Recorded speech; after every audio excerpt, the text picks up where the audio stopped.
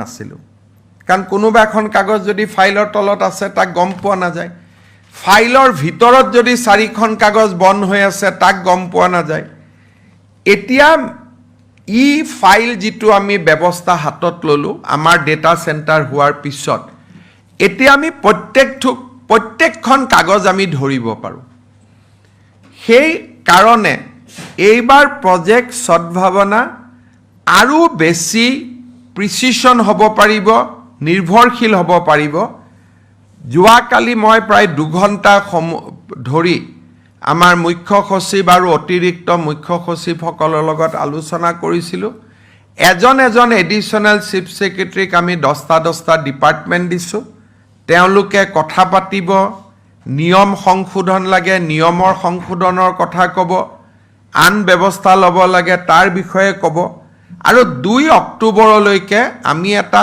সুন্দৰ ব্যৱস্থা আৰম্ভ কৰিম যাতে সচিবালয়ৰ পৰা ডাইৰেক্টৰৰ পৰা ডিসি কোৰ্টলৈকে আমাৰ কাগজ পত্ৰসমূহ নোহোৱা হৈ যায় আৰু ৰাইজে ইয়াৰ এটা প্ৰত্যক্ষভাৱে লাভ পাব পাৰে আমি কাৰ হাতত কি জমা হৈ আছে কি জমা হৈ থকা নাই এই গোটেই ব্যৱস্থাটো আপোনালোকৰ জৰিয়তে প্ৰথমতে ৰাইজক দেখুৱাই লম আৰু 31 জানুৱাৰীলৈকে আমি কিমানখিনি সফল হ'ব পাৰিলো সেই বিষয়েও আমি ৰাজ্যৰ জনসাধাৰণক আমি দেখুৱাই লম যাতে আমি বহু বেছি জনতাক বা ৰাইজক যোনে চৰকাৰখনৰ ওচৰত আশাৰে বাট চাই আছে তেওঁলোকক যাতে আমি এটা সকাহ দিব পাৰোঁ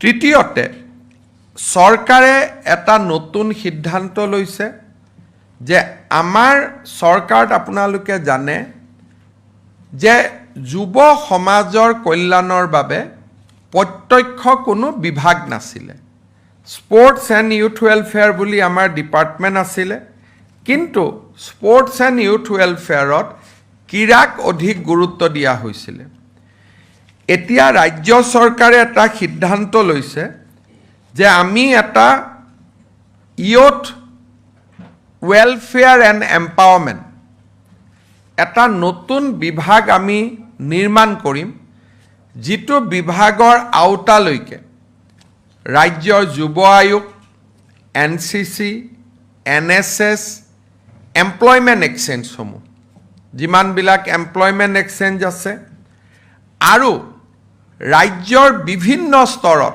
শিক্ষা বিভাগে হাতত লোৱা যুৱ কল্যাণৰ কাম আন বিভাগবিলাকে হাতত লোৱা যুৱ কল্যাণৰ কাম গোটেইবিলাক সেই বিভাগটোৰ ওপৰত ন্যস্ত হ'ব আৰু এই বিভাগটো আমি আশা কৰিছোঁ যে 17 ছেপ্টেম্বৰৰ দিনাখন প্ৰধানমন্ত্ৰী নৰেন্দ্ৰ মোদীৰ উপজা দিন সেই দিনটোত আমি আৰম্ভ কৰিব পাৰিম আৰু এই যিটো ডিপাৰ্টমেণ্ট এই ডিপাৰ্টমেণ্টৰ জৰিয়তে আমি যুৱক যুৱতীসকলৰ কল্যাণৰ বাবে আমি নিৰন্তৰ কাৰ্যসূচী আমি গ্ৰহণ কৰিব পাৰিম আকৌ ভাৰতৰ ভিতৰতে এটা ডেডিকেটেড ইউথ ওয়েলফেয়াৰ ডিপাৰ্টমেণ্ট মই নাজানো আন কিমান বিভাগত আছে কিন্তু আমাৰ কাৰণে ই এটা ডাঙৰ প্ৰাপ্তি হ'ব আৰু ইতিমধ্যে বিভাগটোৰ নিৰ্মাণৰ কাম তাৰ ডিস্ট্ৰিক্ট অফিচ কোড হ'ব ষ্টেটত ডাইৰেক্টৰেট কেনেকুৱা হ'ব ষ্টেটত আন কি ধৰণৰ কাৰ্যসূচীবিলাক ইয়াত অনা হ'ব তাৰ কাম কাজ আৰম্ভ হৈছে আৰু আমি ভাবো যে 17 ছেপ্টেম্বৰৰ দিনাখন আমি ৰাজ্যৰ যুৱ সবলীকৰণ আৰু কল্যাণ বিভাগটো আমি আৰম্ভ কৰিব পাৰিম স্বাধীনতা দিৱসৰ দিনা এই বিষয়েও আমি উল্লেখ কৰিছোঁ 4 নম্বৰ আপোনালোকে জানে যে ৰাজ্যৰ কৃষি বিভাগটো আমি সজাই পৰাই তোলাৰ ক্ষেত্ৰত এই চৰকাৰে প্ৰাথমিকতা দিছে কৃষি জলসিঞ্চন গোটেই বিভাগবিলাকক কিন্তু আমাৰ দৃষ্টিত শিক্ষিত যুৱক যুৱতী যেতিয়ালৈকে কৃষি খণ্ডলৈকে নাহে তেতিয়ালৈকে আমি কৃষিৰ আধুনিকৰণ বা মডাৰ্ণাইজেশ্যন, য'ত নেকি এক্সপৰ্টৰ ধৰি বিভিন্ন ধৰণৰ নতুন আঁচনি জড়িত হৈ থাকিব, তাক কৰাটো যথেষ্ট অসুবিধা হ'ব।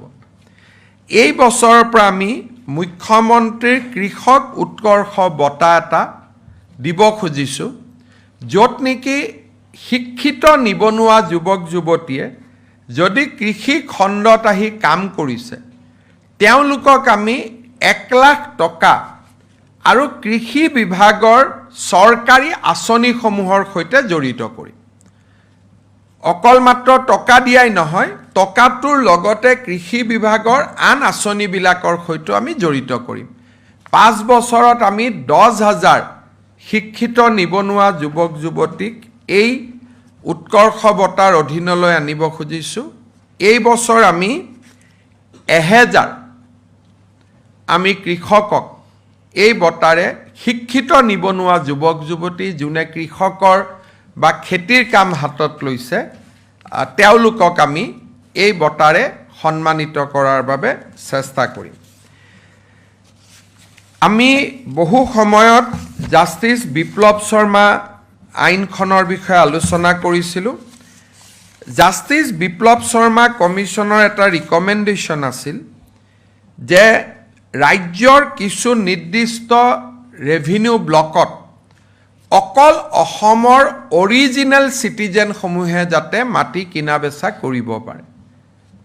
আমি ৰাজ্যৰ 40টা ৰেভিনিউ চাৰ্কুলত মই বিধানসভাত ঘোষণা কৰি 15 আগষ্টৰ দিনা ঘোষণা কৰিছোঁ যে ৰাজ্যৰ 40টা ৰেভিনিউ চাৰ্কুলত অকল অসমৰ খিলঞ্জীয়া বাসিন্দাসকলেহে যাতে মাটি কিনা বেচা কৰিব পাৰে, তাৰ আমি এখন শক্তিশালী আইন আমি অনাৰ কথা 15 আগষ্টৰ দিনা ঘোষণা কৰিছোঁ।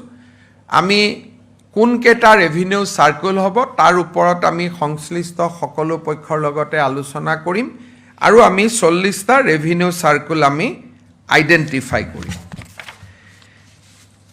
আমি সেই দিনাখনেই 15 আগষ্টৰ দিনা 2টা ডাঙৰ আমি অভিযান হাতত লৈছোঁ। আপোনালোকে জানে যে 1228 চনত স্বৰ্গদেউ চাওলুং চুকাফা পাটকাই পৰ্বতেৰে অসমলৈ আহিছিল। 2028 চনত স্বৰ্গদেউ চাওলুং চুকাফাৰ অসম আগমনৰ 8 বছৰ পূৰ্তি হ'ব। এই 2028 চনটো আমি খুব সুন্দৰভাৱে স্বৰ্গদেউ চাওলুং চুকাফাৰ বৰ অসম নিৰ্মাণৰ প্ৰতি যি অনবদ্য অৰিহণা আছিল, একক অনন্য বৰঙণি আছিলে, তাক সোঁৱৰণ কৰি 2028 চনটো আমি উদযাপন কৰিবলৈ সিদ্ধান্ত গ্ৰহণ কৰিছোঁ।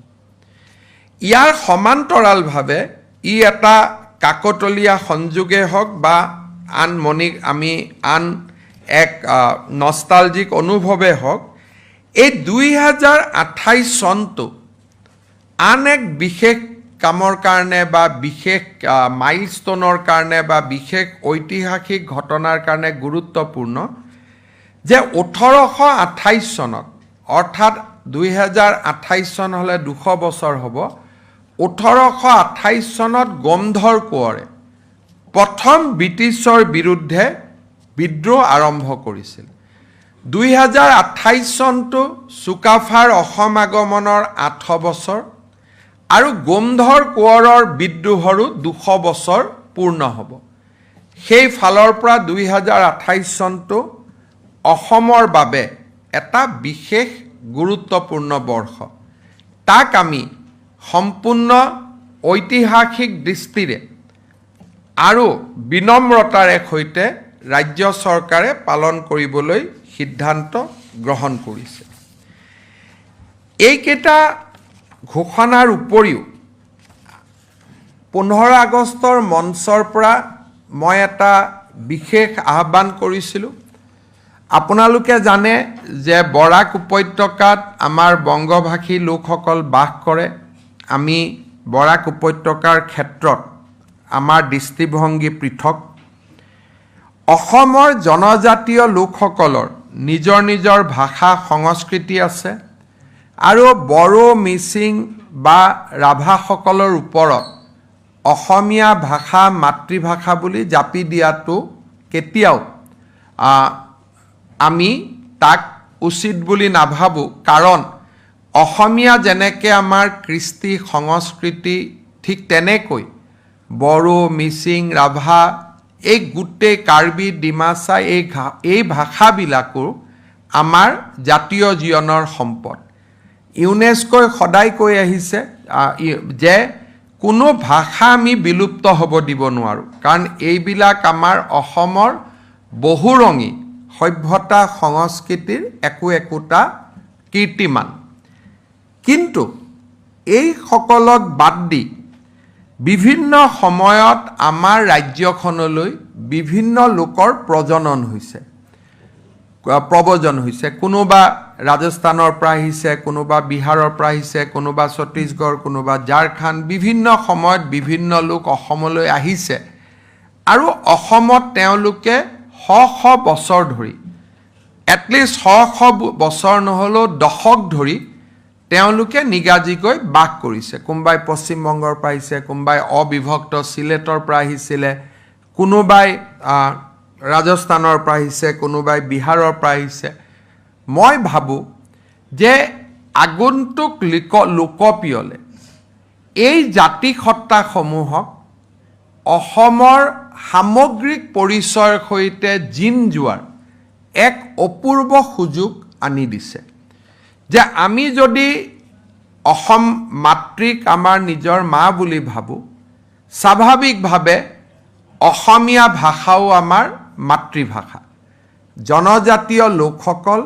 আৰু বৰাক উপত্যকাৰ লোকসকলক বাদ দি মই ব্ৰহ্মপুত্ৰ উপত্যকাত বাস কৰা আৰু ভাৰতৰ বিভিন্ন ৰাজ্যৰ পৰা বিভিন্ন সময়ত প্ৰব্ৰজন কৰি অসমলৈ অহা সকলো ভাষা ভাষী লোকক অসমীয়া ভাষা লোকপিয়লত মাতৃভাষা হিচাপে লিখিবলৈ 15 আগষ্টৰ দিনা আহ্বান জনাইছোঁ অসমীয়া ভাষাৰ ভৱিষ্যতক লৈ এই কথা মই কোৱা নাই কাৰণ ভাষা যিমানে কয় এজনেও ক'লেও এটা ভাষা জীয়াই থাকে ইয়াত সংখ্যাৰে ভাষাৰ গুৰুত্ব কোনেও কম আৰু বেছি কৰিব নোৱাৰি অসমীয়া মাতৃভাষা কিমান তাতকৈ গুৰুত্বপূৰ্ণ অসমীয়া আমাৰ লিংক লেংগুৱেজ বড়ো আৰু মই যেতিয়া কথা পাতিম অসমীয়া ভাষাত কথা পাতিম মিচিং আৰু মই যেতিয়া কথা পাতিম অসমীয়া ভাষাত কথা পাতিম ৰাভা আৰু মই যেতিয়া কথা পাতিম অসমীয়া ভাষাত কথা পাতিম সেইকাৰণে অসমীয়া ভাষাৰ ভৱিষ্যতক লৈ মই সন্দেহহীন নহয় যে কোনোবাই আমাৰ ভাষাটোক লৈ ব্লেকমেইল কৰিব পাৰে সেইটো পৰিৱেশ নহয় কিন্তু এই সেন্সাসে বা এই লোকপিয়লে নতুনকৈ এটা বৃহত্তৰ জাতিসত্তা নিৰ্মাণৰ সুযোগ আনি দিছে সেইবাবে মই অসমত বাস কৰা ভাৰতৰ বিভিন্ন ৰাজ্যৰ পৰা অসমলৈ অহা ব্ৰহ্মপুত্ৰ উপত্যকাৰ প্ৰতিগৰাকী লোকক অসমীয়া ভাষাক নিজৰ মাতৃভাষা হিচাপে ক'বৰ বাবে অনুৰোধ কৰিছোঁ আৰু ভাৰতীয় জনতা পাৰ্টি বিজেপি বা আমাৰ বিধায়কসকলে লোকপিয়লৰ সময়ত নিজ নিজ সমষ্টিত এই দিশত কামো কৰিব আৰু ৰাইজক জাগ্ৰত কৰিব কিন্তু this will be a voluntary exercise ইয়াত কোনো গালি গালাজ দাদাগিৰি নহয় ই মাত্ৰ এটা আমাৰ হাম্বল এক্সাৰচাইজ হ'ব যাতে আমি বৃহত্তৰ জাতিসত্তা এটা নিৰ্মাণ কৰিব পাৰোঁ 15 আগষ্টৰ দিনাখন স্বাভাৱিকতে 16 তাৰিখে আপোনালোকৰো বাতৰি কাকত নোলায় বা ভাষণত প্ৰশ্ন কৰাৰো সুবিধা নাথাকে সেইকাৰণে 15 আগষ্টৰ ভাষণত অসম চৰকাৰে কৰা মূল ঘোষণাসমূহৰ বিষয়ে মই আপোনালোকক উল্লেখ কৰিছোঁ আপোনালোকৰ যদি কিবা প্ৰশ্ন আছে নিশ্চিতভাৱে আপোনালোকে কৰিব পাৰে এইকেইটা মই বাকি প্ৰশ্নৰ উত্তৰ দি দিম কিবা থাকিলে এইকেইটাৰ ওপৰত যদি স্পেচিফিকেলি আপোনালোকৰ কিবা প্ৰশ্ন আছে আপোনালোকে ক'ব পাৰে বৰাক উপত্যকাৰ কথা বতৰাৰ লগত তেওঁলোকৰ নিজৰ ভাষা সংস্কৃতি ভাষা আন্দোলন বহুতবিলাক হৈ গৈছে গতিকে বৰাক উপত্যকাৰ বিষয়ে আমি ইয়াতে আলোচনা কৰা নাই আৰু আপোনালোকে যদি হোমেন বৰগোহাঁইৰ লেখা বা বিভিন্ন লেখা চাই চুকাফাৰ আগমনলৈকে আমাৰ সংস্কৃতিটো ব্ৰহ্মপুত্ৰ উপত্যকাৰ সংস্কৃতি, অসমীয়া সংস্কৃতি। হোমেন বৰগোহাঁইও ইয়াৰ ওপৰত লিখা কৈছে, স্বৰ্গদেউ চাউলুং চুকাফাও ব্ৰহ্মপুত্ৰ উপত্যকাতে আহিছিল। অসমীয়া যিটো সংস্কৃতি এইটো ব্ৰহ্মপুত্ৰ উপত্যকাৰ সংস্কৃতি।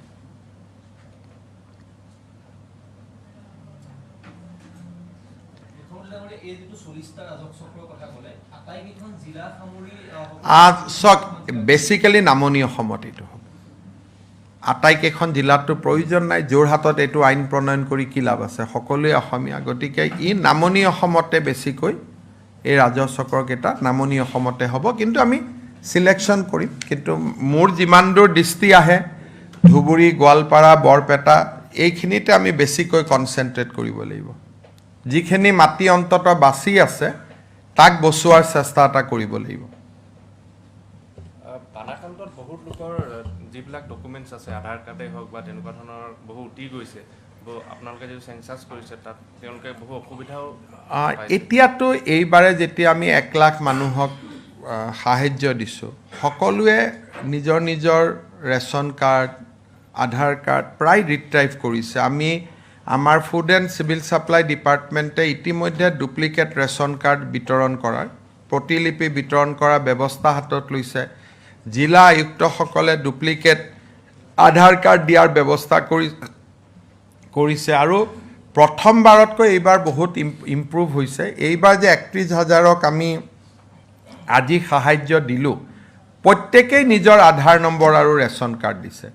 তাৰমানে প্ৰথম 19, 20, 21ত যিটো পৰিৱেশ আছিল, এতিয়া সেইটোতকৈ আমি বহুতখিনি আগবাঢ়ি আহিছোঁ। আৰু আপোনালোকে জানে যে ইতিমধ্যে ইউনিভাৰ্চিটি, কাউন্সিল সকলোৱে ঘোষণা কৰিছে যে আমি ফ্ৰী, উইদাউট ফিজ আমি ডুপ্লিকেট মাৰ্কশ্বিট আদিও দিম, আৰু বহুতে সংগ্ৰহো কৰিছে। স্যাৰ 1.5 লাখ ক্ৰ'ৰ্ছ যিটো ইনভেষ্ট হ'ব ইনফ্ৰাষ্ট্ৰাকচাৰত অসমৰ, যিটো আপুনি ইণ্ডিপেণ্ডেন্স ডেত ভাষণত কৈছিলে, এইটো কোনটো ছেক্টৰত আৰু কেনেকৈ ধৰণৰ হ'ব ছাৰ?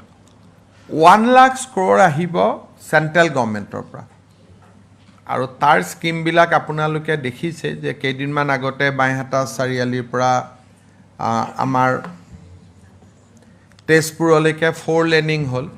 আগত যিমানবিলাক ইনফ্ৰাষ্ট্ৰাকচাৰৰ ডিচিশ্যন আছিলে যোৱা 5 ইয়াৰ্ছত, সেইখিনিক মই ইয়াত ধৰা নাই। কাজিৰঙাৰ এলিভেটেড কৰিডৰ বা টানেল এইবিলাক হৈ গ'ল। চেণ্ট্ৰেল গভৰ্ণমেণ্টৰ পৰা নেক্সট 5 ইয়াৰ্ছত ফ্ৰেছ ইনফ্ৰাষ্ট্ৰাকচাৰ আমি আশা কৰিছোঁ 1 lakh crore. Basically railway, road, air.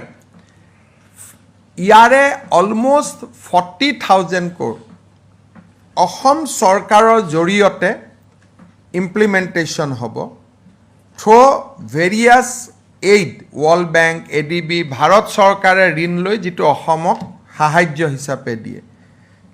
1 lakh কোটি টকাক বাদ দি আমি ৰাজ্যত নিজা কৰি 50,000 কোটি টকা ইনভেষ্ট কৰিব খুজিছোঁ from state government. School, anganwadi, আমাৰ ইৰিগেশ্যনছ, ফ্লাড কণ্ট্ৰল, অসমমালা,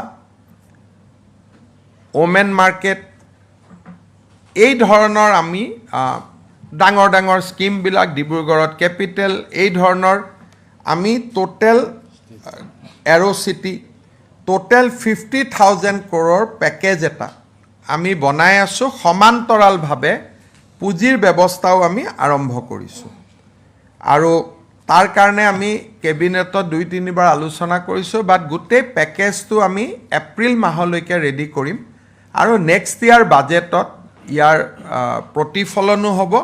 কিন্তু ইন দি মিন টাইম বহুতবিলাক কাম কৰিব লাগিব, তাৰ গোটেই প্ৰক্ৰিয়াটো আৰম্ভ হৈছে। চ' টোটেল নেক্সট 5 ইয়াৰ্ছত মিনিমাম, মই শব্দটো মেক্সিমাম কোৱা নাই, মিনিমাম 1.5 লাখ ক্ৰ'ৰৰ প্ৰজেক্ট হ'ব, excluding the projects.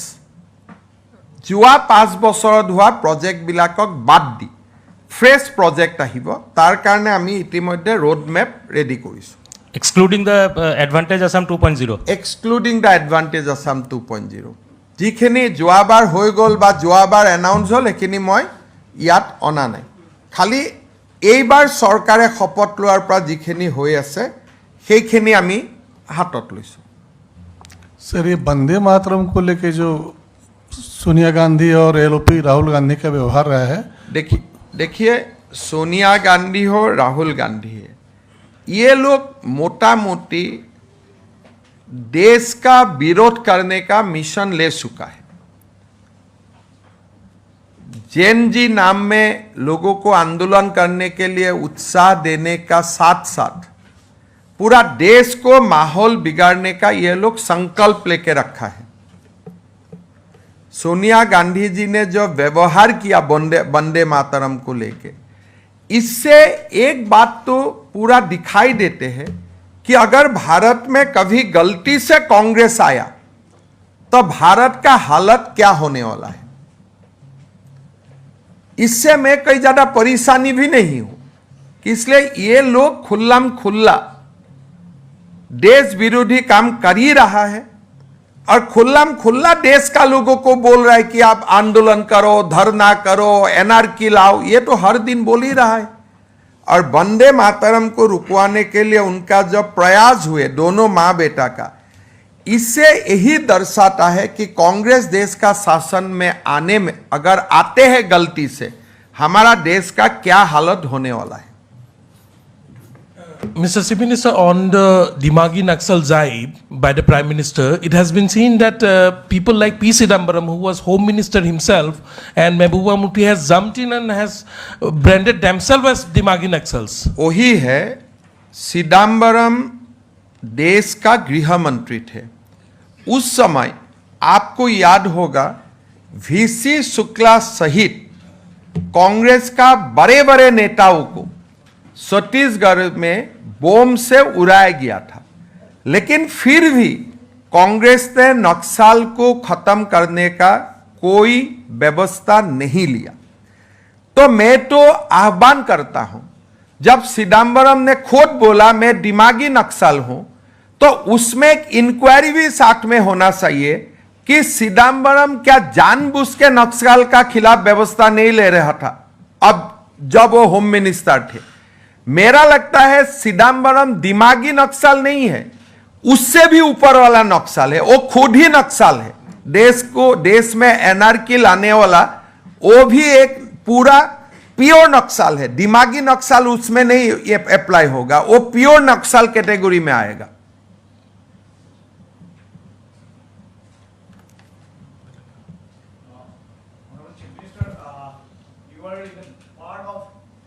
also now in NDA, BJP also. How you are viewing both the parties? They are tackling insurgency and militancy in India.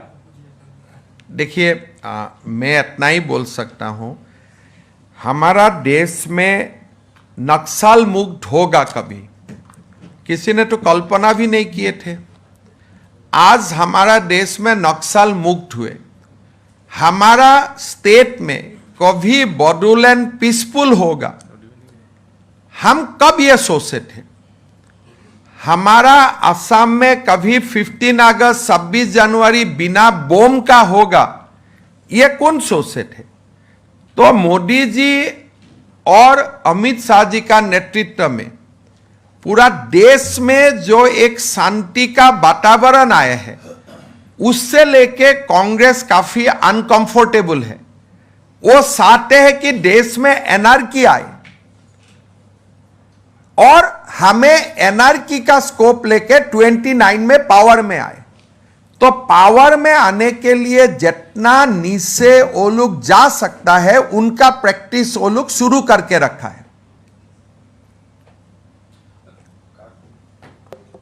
কাজিৰঙাত ইকো সেনসিটিভ জোনটো reduce কৰাৰ কাৰণে এতিয়া কংগ্ৰেছে প্ৰটেষ্ট কৰিবলৈ গৈ আছে কংগ্ৰেছে একো নাজানে বোকাখাট আৰু কলিয়াবৰলৈকে যদি ইকো সেনসিটিভ জোনটো যায় তো তাৰ মানুহবিলাকে কেনেকৈ চলিব এইটোতো বোকাখাটৰ স্থানীয় ৰাইজে সুপ্ৰিম কোৰ্টত কেছ দি থৈছে কলিয়াবৰৰ স্থানীয় ৰাইজেতো সুপ্ৰিম কোৰ্টত কেছ দি থৈছে যোনে একো নাজানে তেওঁলোকে কাজিৰঙাক ৰক্ষা কৰে কাজিৰঙাৰ ৰাইজে। যদি ৰাইজক কাজিৰঙাৰ পৰা আপুনি উলিয়াই দিয়ে তেতিয়াহ'লে কাজিৰঙাখন ক'ত থাকিব? আজি এইটো মোৰ কথা নহয়, কলিয়াবৰ আৰু বোকাখাটৰ স্থানীয় ৰাইজে সুপ্ৰিম কোৰ্টত কেছ দি থৈছে। এইটোতো আপোনালোকে কিমান লিখিছে, তাৰ মিচিং সমাজখনে সদায় আন্দোলন কৰি আছে। কাজিৰঙাৰ স্থানীয় ৰাইজে এইটো লৈতো অখিল গগৈ কিমান আন্দোলন কৰি আছে। আজি মোৰ মুখেদি ওলোৱা কাৰণে ভাবিলে মই কিবা এটা নতুন কাম কৰিব গৈ আছো। যোৱা 10 বছৰৰ পৰা কাজিৰঙাৰ কাষৰ সমাজখনে আন্দোলন কৰিয়ে আছে যে আমাক ব্যৱসায় কৰাৰ সুযোগ দিয়ক, আমাক জীয়াই থকাৰ সুযোগ দিয়ক, আমাক খেদি দিলে কেনেকৈ কাজিৰঙাখন বাচিব। এইটোতো কোনো নতুন কথা নহয়। আজি আপোনালোকে বিশ্বনাথ চাৰিআলিৰ চিডুল কাষ্ট মানুহখিনিয়ে সদায় আন্দোলন কৰি আছে যে আমাক ঘাটত মাছ মাৰিব দিয়ক।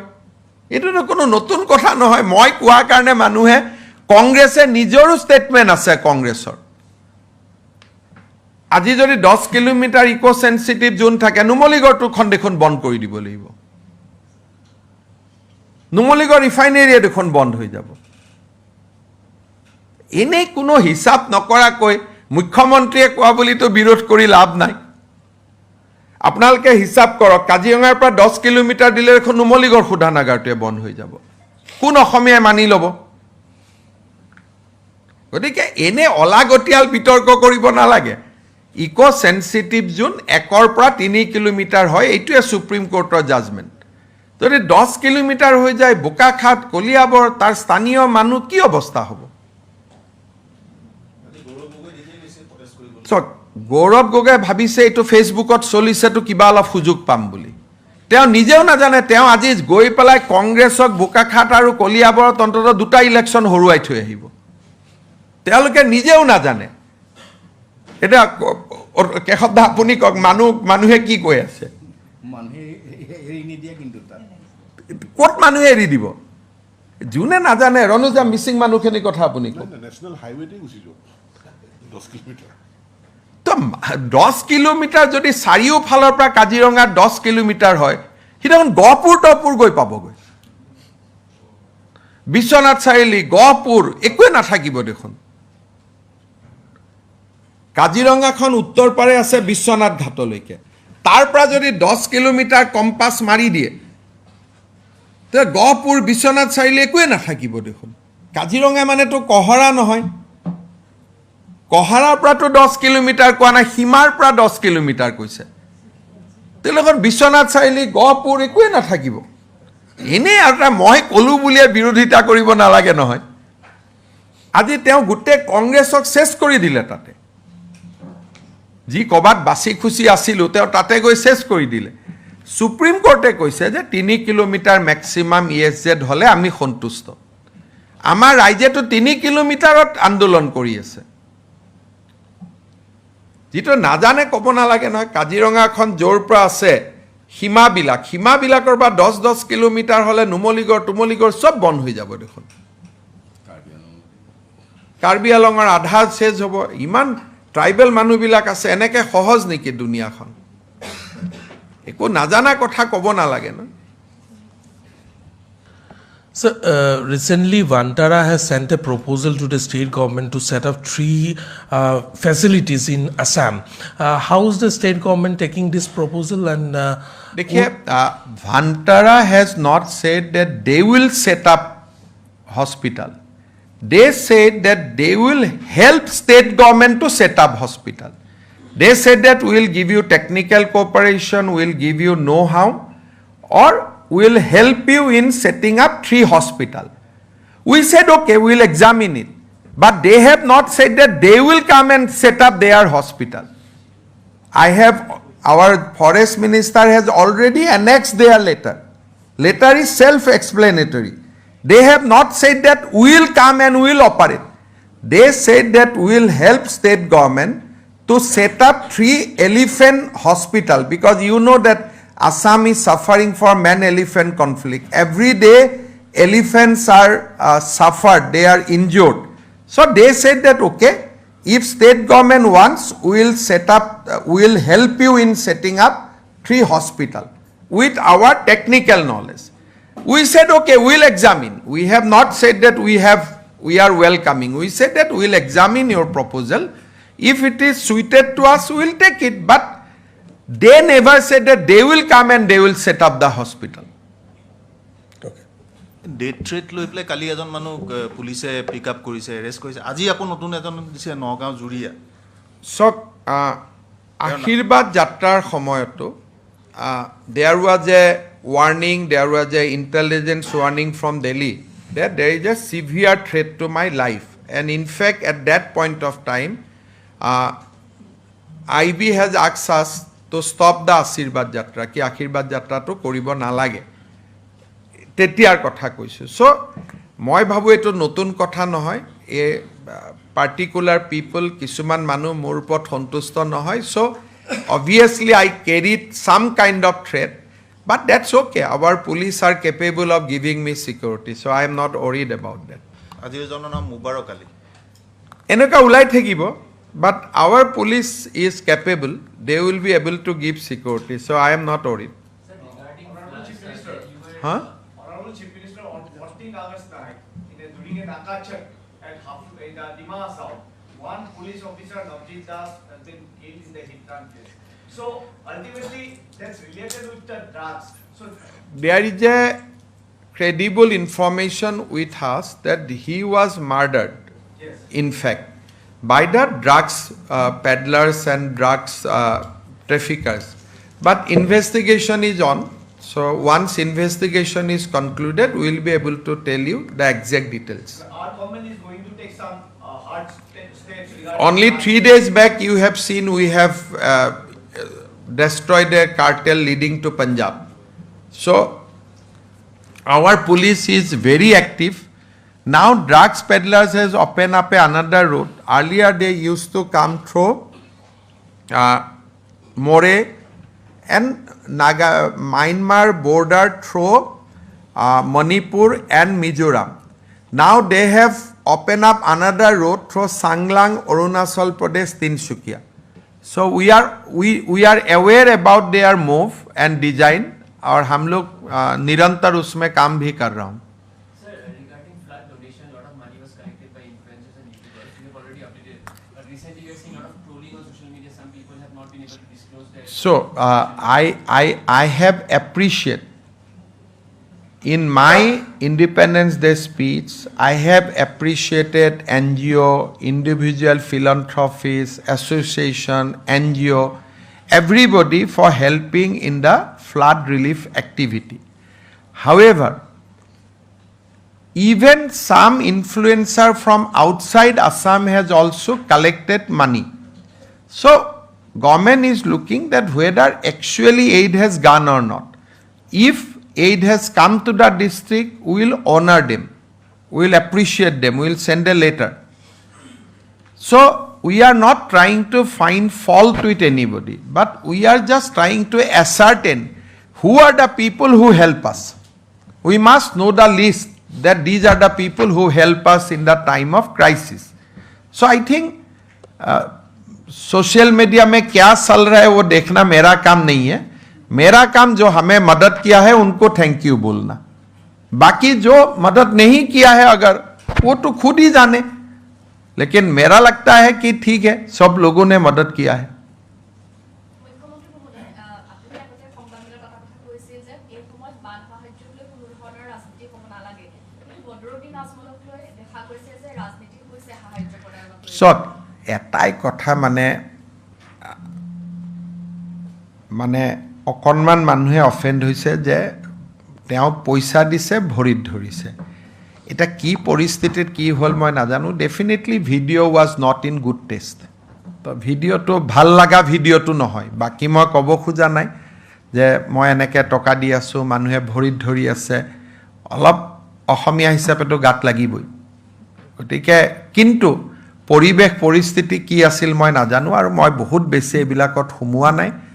কেতিয়াবা মোৰো ভৰিত বয়োজ্যেষ্ঠ মানুহে আহি ধৰি দিয়ে, মোৰো লাজ লাগে, কষ্ট পাওঁ. কিন্তু যেতিয়া ধৰি উঠাব খোজো অলৰেডি ধৰিলেই.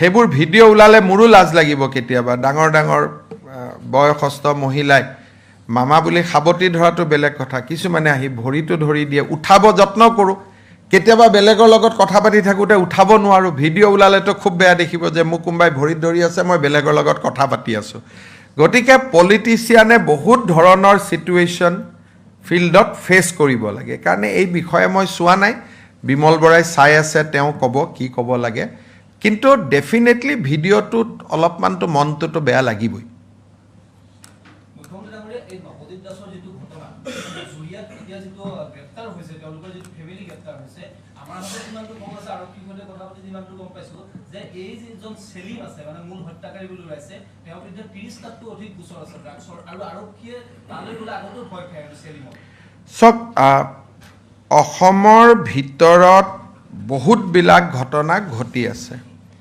কেইদিনমান আগতে আমি এটা নেক্সাছ লৈছিলোঁ আপোনালোকক পুলিচে ক'ব যে আধাৰ বাইপাছ কৰিও কেনেকৈ আধাৰ ব্যৱহাৰ কৰিব পাৰি আৰু এই গোটেইবিলাক কামত আমাৰ অসমৰে কিছুমান মানুহ জড়িত আছে আমি ভাবিবই নোৱাৰোঁ যে আইটিত আমাৰ মানুহ ইমান আগবাঢ়িছে কিন্তু পজিটিভ ছাইডটোত নহয় নিগেটিভ ছাইডটোত সেইকাৰণে ড্ৰাগছৰ ক্ষেত্ৰতো মই বহুতবাৰ আপোনালোকক কৈছোঁ যে অসমটো এটা ট্ৰেঞ্জিটৱে মায়ানমাৰ মণিপুৰ বা মিজোৰাম অসমৰ পিছত বেংগল এনেকৈ আগবাঢ়ি গৈ থাকে এতিয়া চেণ্ট্ৰেল গভৰ্ণমেণ্টেও বহুতবিলাক কাম হাতত লৈছে আমিও লৈছোঁ আৰু নৱজিৎ দাসৰ ঘটনাটোৱে আমাক আকৌ এবাৰ প্ৰমাণ কৰিছে যে সন্মুখত প্ৰত্যাহ্বান কিমান আছে বাট মই ভাবোঁ যে প্ৰত্যাহ্বানবিলাক আমি গ্ৰহণ কৰিব লাগিব আৰু আমি এইবিলাকক এৰি দিব নালাগিব উই হেভ টু ফাইট এ মোৰ ইণ্টেন্স বেটল আমি যুদ্ধ কৰি থাকিব লাগিব